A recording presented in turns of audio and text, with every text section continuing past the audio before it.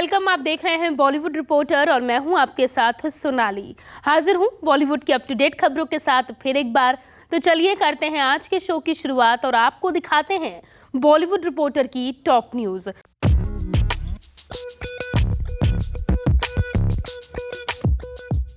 मां दुर्गा का आशीर्वाद लेने पहुंची काजोल। पंडाल में क्यों काजोल की आंखें हो गई नम। देश भर में दुर्गा पूजा की धूम मची हुई है। माता के नाम के जयकारे घर घर में लग रहे हैं।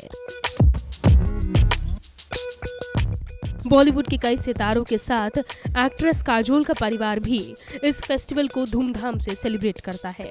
अब बीते दिन पूजा के आयोजन से काजोल की कुछ तस्वीरें सामने आई हैं। दरअसल बीते दिनों मुंबई के सांता क्रूज रोड पर हीरावती बैंक्वेट हॉल में दुर्गा सप्तमी की पूजा रखी गई थी। इस पूजा आराधना में कई सेलेब्स पहुंचे थे। इन्हीं में से एक थी बॉलीवुड एक्ट्रेस काजोल, जिनकी तस्वीरों ने सभी का ध्यान खींचा। अब इस बात में कोई दो राय नहीं है कि काजोल भले ही 47 साल की हो चुकी हैं, लेकिन उनकी खूबसूरती आज भी लोगों को दीवाना बना देती है। सामने आई उनकी तस्वीरों में भी कुछ ऐसा ही देखने को मिल रहा है, जहां काजोल पिंक कलर की साड़ी पहने बेहद खूबसूरत लग रही थी। साड़ी से मैच करते हुए उन्होंने फ्लोरल प्रिंट वाला स्लीवलेस ब्लाउज भी पहना हुआ था। हाथों में हरी चूड़ियां पहने काजोल ने हैवी ज्वेलरी कैरी की हुई थी। बताते चले कि काजोल दुर्गा सप्तमी की पूजा करने सास वीना देवगन के साथ पहुंची थी। सामने आई फोटोज में देखा जा सकता है कि सास बहू दोनों ने ही सेफ्टी को ध्यान में रखते हुए मास्क पहना हुआ था।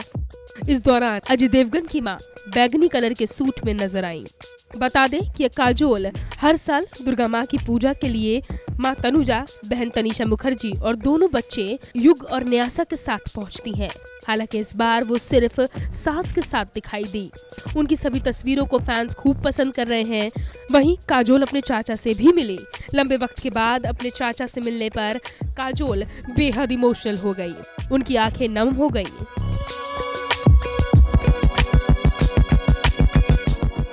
रानी मुखर्जी की बहन शर्बनी भी पंडाल में मौजूद थी, जिनके साथ काजोल ने तस्वीरें क्लिक करवाईं।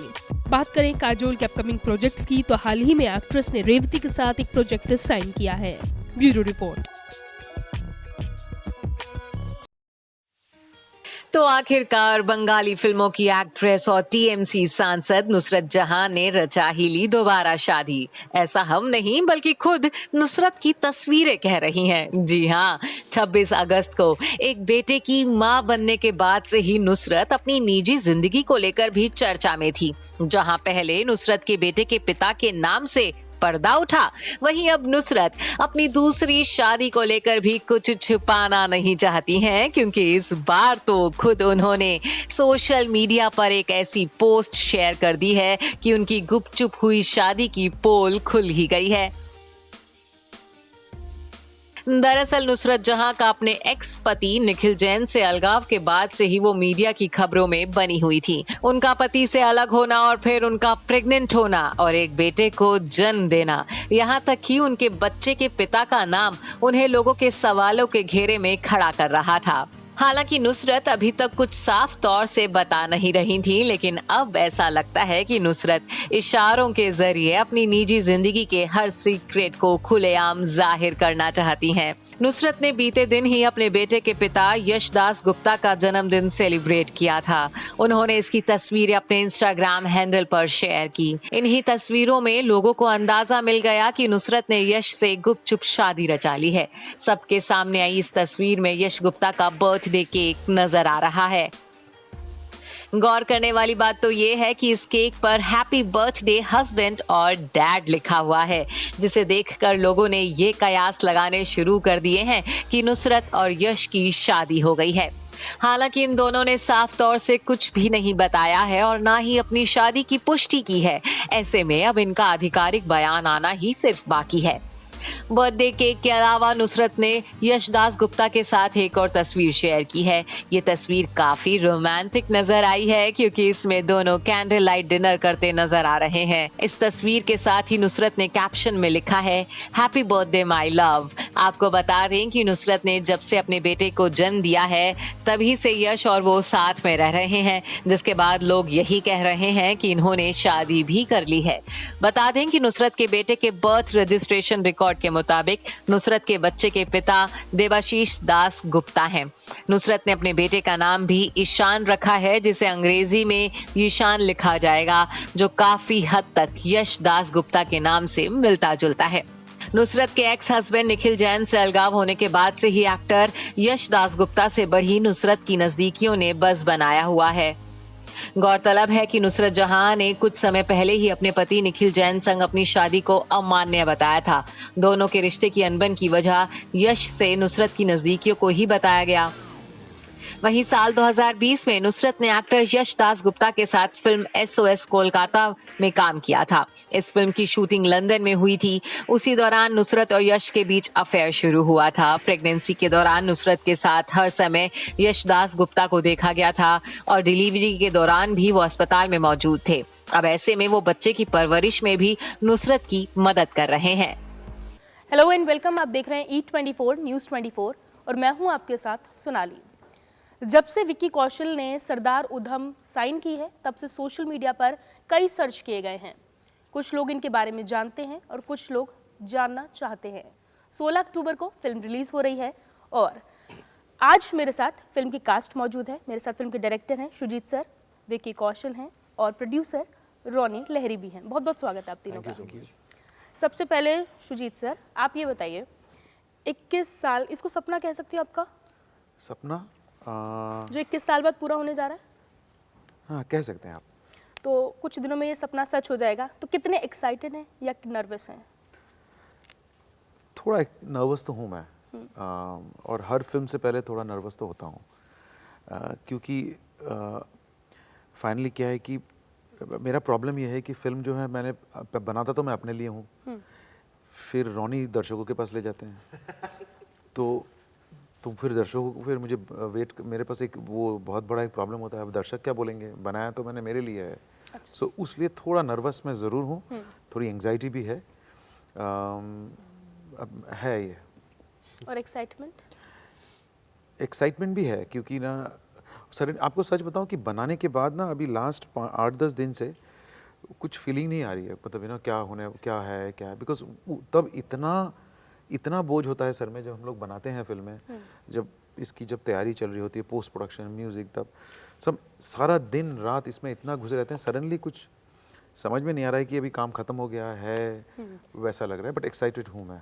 ऐसा नहीं लग रहा सबको? तुमको लगता है मतलब सडनली?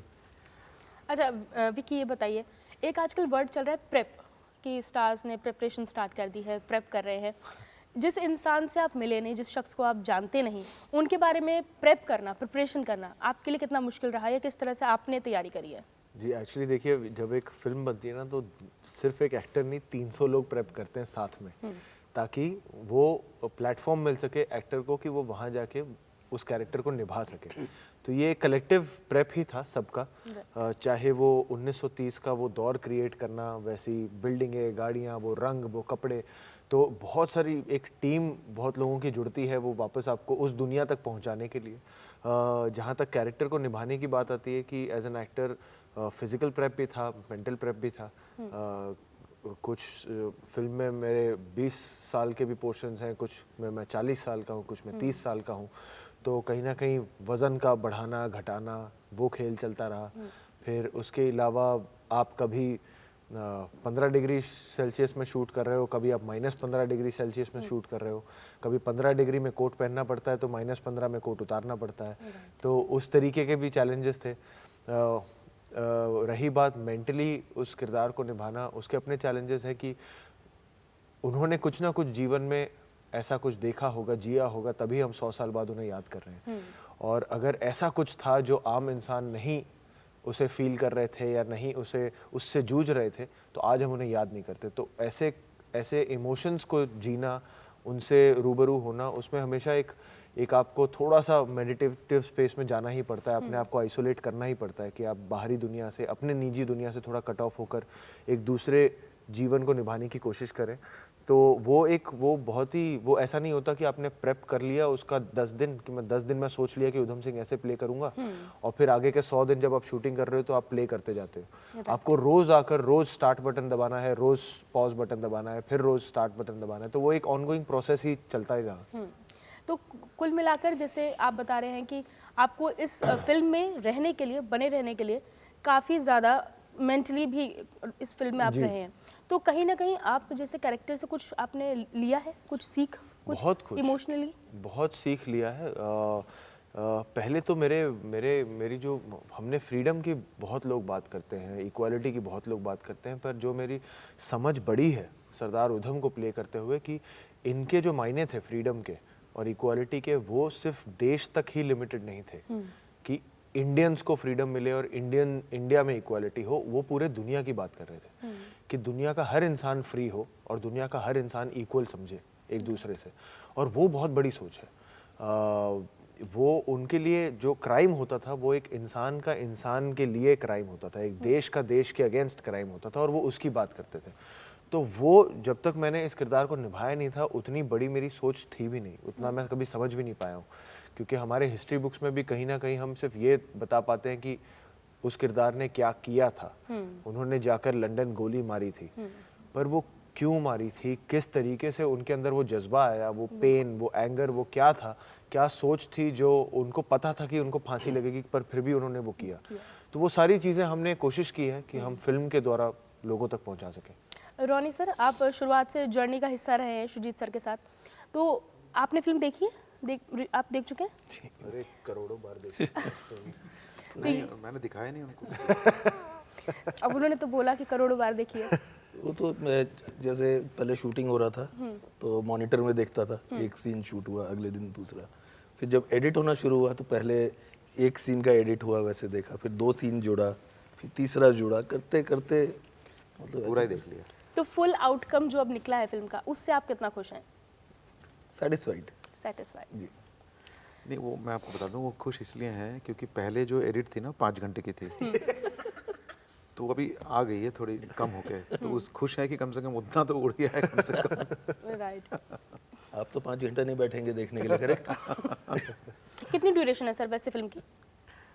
2.5 घंटे की फिल्म है, जैसे नॉर्मल होती है। अच्छा, तो ये बताइए, जैसे पहले इस रोल के लिए इरफान सर को चुना गया था, तो अब जैसे विक्की कौशल को आपने चुना, ये जर्नी कैसी रही? फिर विक्की कैसे आपके दिमाग में आया कि इस कैरेक्टर के लिए विक्की परफेक्ट रहेंगे? देखिए, वो तो मतलब एकदम अचानक तो नहीं होता है, वो धीरे धीरे धीरे धीरे बात करते करते, धीरे धीरे साथ में रहते हुए, समय गुजारते हुए कुछ चीज़ें होती हैं जिसको मैं शब्दों में तो एक्सप्लेन नहीं कर पाऊँगा क्यों। एक कारण जो मैंने पहले भी बोला है कि ये खुद भी पंजाबी हैं, तो जलियांवाला बाग के बारे में जानते हैं, पढ़े हैं, थोड़े से सुने भी हैं अपने। सेम शहीद भगत सिंह के बारे में सुने हैं, सरदार उधम के बारे में सुना है उन्होंने, तो ये भी एक मायने रखता है। और मेरे लिए इन एक्टर का मतलब फिजिकल से ज़्यादा एक एक्टर का मेंटल, वो सोचता कैसे है, वो मेरे लिए मायने रखता है। सो कहीं ना कहीं हम लोगों की सोच में जो है एक कहीं बैलेंस मिला था हमको, तो आई थिंक उसी तालमेल को देखते हुए आई थिंक धीरे धीरे लगने लगा था कि उन्होंने पकड़ लिया है जो कैरेक्टर को हम चाह रहे थे करने के लिए। फिल्म में पंजाबी एक्सेंट का यूज़ किया गया? जी, काफ़ी जगह पंजाबी एक्सेंट, और उसमें इनकी पंजाबियत का बहुत हेल्प भी मिला है हमको। विकी, कोई एक डायलॉग जो आप सुनाना चाहें ऑडियंस को? डायलॉग अभी मैं ट्रेलर से ज़्यादा नहीं बोल सकता, तो ट्रेलर में एक डायलॉग है कि मर्डर को प्रोटेस्ट मानेगा या प्रोटेस्ट को मर्डर मानेगा आपका ब्रिटिश लॉ। कोई जिंदा भी है, जो आप जो ट्रेलर में देखेंगे, जो एक लाइन से एंड होती है ट्रेलर की, कोई जिंदा है, वो एक बहुत ही इम्पॉर्टेंट लाइन है जो करेक्टली जब आप फिल्म देखेंगे आपको पता लगेगा कि जिस सीन में ये लाइन आती है, बहुत सिंपल लाइन है कि कोई जिंदा है, पर उसके मायने बहुत बड़े हैं। राइट। अच्छा, जैसे आपकी पेट्रियाटिक फिल्म्स जब बैक टू बैक अगर आप साइन करते हैं, तो कहीं ना कहीं आपका कैरेक्टर जो होता है, आप अपने आप को हर कैरेक्टर से कैसे अलग करते हैं? देखिए, वो तो काम भी है हमारा कि एक फिल्म करें, फिर दूसरी फिल्म से पहले फिर अपनी जो स्लेट है उसको साफ़ करें, फिर एक नई कहानी लिखें, फिर उसे साफ़ करें, फिर एक नई कहानी लिखें। तो ये तो एक काम भी है हमारा कि ये करना ही पड़ेगा।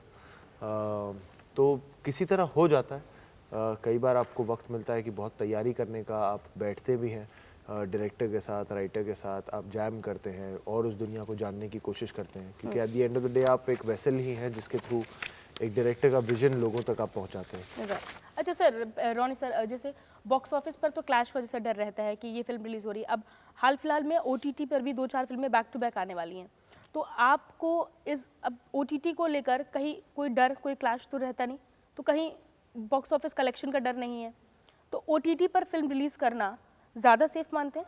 नहीं, बहुत डर है। वो देखिए, वो सामने पूरे अमेज़न वाले बैठे हैं, फिल्म उन्होंने ली है, नहीं चलेगी तो आएंगे ना मेरे पास, तो ज़्यादा डर है OTT में। एक्चुअली OTT पे ज़्यादा क्लैश होते हैं, ये क्योंकि इतना पहले तो इंटरव्यू थिएटर में, जब हम इंडिया में थिएटर में रिलीज करें तो सिर्फ इंडियन फिल्मों के साथ क्लैश होता था। अब तो OTT में हम हॉलीवुड की पिक्चरों से भी क्लैश हो रहे हैं, कोरियन पिक्चरों से भी क्लैश हो रहे हैं, मलयालम सिनेमा से भी कुछ आ रहा है, फलाने देश से भी कुछ आ रहा है, तो अब तो क्लैश तो और ज़्यादा बढ़ गया। बढ़ गए हैं, सही बात है। तो इसलिए हम चाहते हैं कि बहुत सारे OTT रहे, बहुत सारे ऑप्शंस रहें सबके पास, ताकि हम भी आराम से फ्रीली फिल्म बना सकें और मतलब ताकि लोग और देख सकें अच्छा कंटेंट। सर, जैसे फिल्म का नाम है सरदार उधम, सरदार उधम सिंह क्यों नहीं? अब ये तो फिल्म का नाम है सरदार उधम, मुझे लगा कि सरदार उधम होना मैं चाहिए। कुछ कमेंट्स पढ़ रही थी तो कुछ लोग कह रहे थे कि हम इंटरव्यूज में भी या हम फिल्मों में भी सरदार उधम लिखा है, सरदार उधम सिंह जी क्यों नहीं? हमें उन्हें रिस्पेक्ट देनी चाहिए। जी, आई थिंक मैं ये जो फिल्म बना रहा हूँ और मेरी जो उनको लेके जो सोच है, ऑफ कोर्स वो एक बहुत बड़ी मेरी एक उनके ऊपर एक ओड है, एक ऑनर है, एक रेस्पेक्ट भी है। मैं उनको, सरदार उधम को एक्चुअली मैं अपना दोस्त मानता हूँ। मैं, सब बोलते हैं भगत सिंह, मैं शायद भगत सिंह को अपना दोस्त मानता हूँ। मैं मानता हूँ कि सरदार उधम मेरे साथ बैठे हैं आज, मैं उनके विचारों के साथ चलता हूँ, तो मैं दोस्त को सरदार उधम ही बुलाऊंगा इसलिए। और उनका जो मैसेज है, जो लोग बोल रहे हैं, शायद उनको फिल्म देखना पड़ेगा, वो क्या दुनिया से कहना चाह रहे थे, वो देखना बहुत ज़रूरी है टू अंडरस्टैंड कि क्यों सरदार उधम। राइट। तो ये एक कारण है। कमेंट्स तो ज़रूर दीजिए उनको, कोई भी देते हैं ज़रूर, जिनको लगता है देना चाहिए कमेंट, तो शायद उन्होंने मेरा जवाब भी सुना होगा, और जब वो फिल्म देखेंगे तो और समझ पाएंगे कि क्यों सरदार उधम। अच्छा, ऑडियंस से विक्की क्या बोलना चाहेंगे? 16 अक्टूबर को फिल्म आ रही है। जी, यही कि 16 अक्टूबर को फिल्म आ रही है अमेज़ॉन प्राइम वीडियो पर, सरदार उधम। प्लीज़ देखिएगा अपने परिवार के साथ, दोस्तों के साथ। कुछ कहानियाँ हमारे इतिहास में ऐसी हैं जिन्हें भूलना नहीं चाहिए, बहुत इम्पॉर्टेंट है कि हमें उन्हें याद रखें। और आपके पास एक यंत्र है, रिमोट, जिसमें पॉज बटन है, कोशिश कीजिएगा आप वो ना दबाएं, रिमोट को साइड में रखें और पूरी पिक्चर साथ में एक ही बार में देखने की कोशिश कीजिएगा। थैंक यू सो मच हमसे बात करने के लिए। Thank you. Thank you.